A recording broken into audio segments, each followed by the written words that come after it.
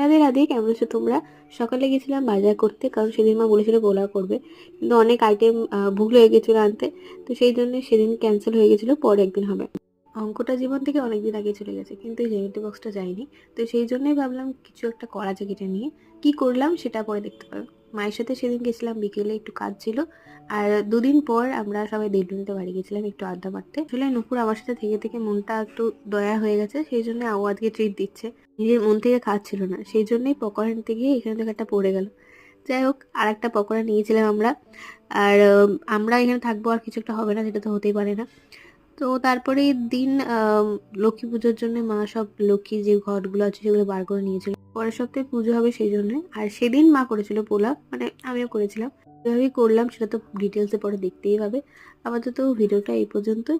ভালো লাগলে like share and subscribe করবে চ্যানেলটাকে। দেখা হচ্ছে নেক্সট ভিডিওতে। Bye bye.